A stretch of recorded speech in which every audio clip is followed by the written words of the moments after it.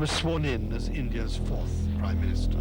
आप भाजपा के साथ हाथ मिला रहे हैं? देखिए, कोई कसर रहती है, आज मैं किस मुंह से इनकार करूं?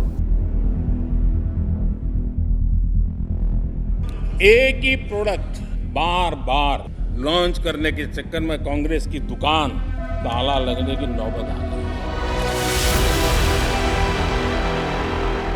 एक नेता का सम्मान और सियासी मुश्किलों का समाधान। राजनीति में ये ऐसा दांव है जिसे पीएम मोदी बखूबी जानते हैं और यही वजह है कि अपने फैसलों और ऐलान से वो हर बार चौंकाते हैं। सब जगह तो बोलते हैं। लोकसभा चुनाव की बयार के बीच जब पीएम मोदी का ये ट्वीट सामने आया तो एक बारगी सभी के लिए चौंकाने वाला रहा।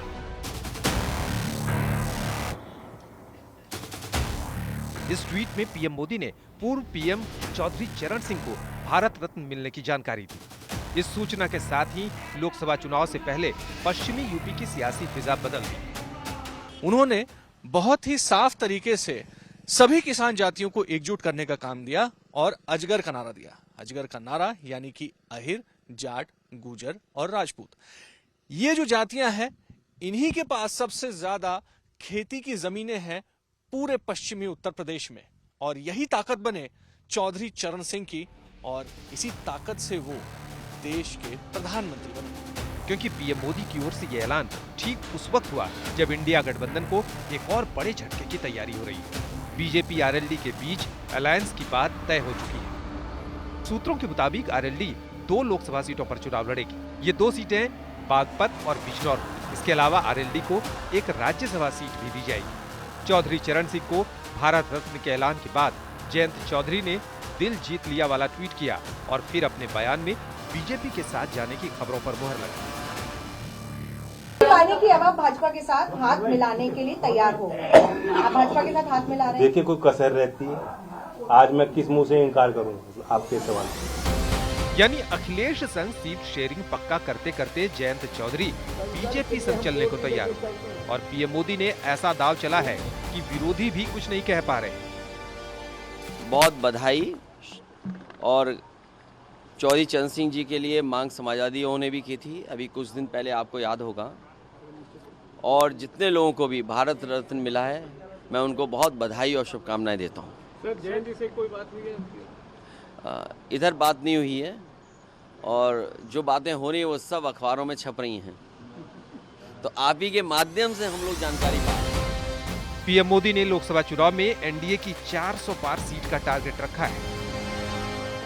और अब की बार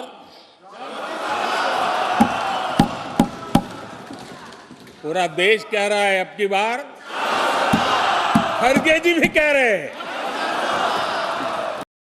यही वजह है कि एक एक सीट के हिसाब से बीजेपी प्लानिंग कर रही है। दरअसल पश्चिमी यूपी को जाट, किसान और मुस्लिम बाहुल्य इलाका माना जाता है। यहाँ लोकसभा की कुल 27 सीटें हैं। 2019 के चुनाव में बीजेपी ने 19 सीटों पर जीत हासिल की थी।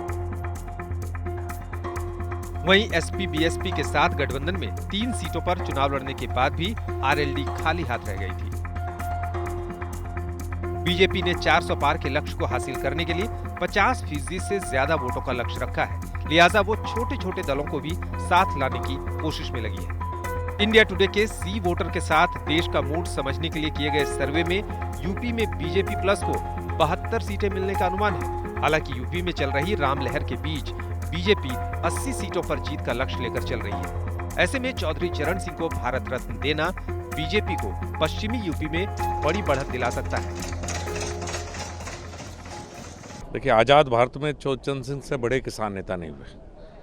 किसानों के लिए जो काम उन्होंने किया शायद कोई दूसरा नहीं कर पाया, और बहुत दिनों से इस बात की प्रतीक्षा देश भर के किसानों को थी, और बड़ी खुशी की बात है। प्रधानमंत्री जी का बहुत बहुत धन्यवाद, हार्दिक अभिनंदन। नॉट ओनली पश्चिमी उत्तर प्रदेश, पूरे देश के किसान, पूरे देश के पिछड़े और कमजोर लोग चौधरी चरण सिंह जी को किसानों का देवता, किसानों का भगवान मानते हैं, और मैं अपने आप को भी गौरवान्वित महसूस कर रहा हूँ।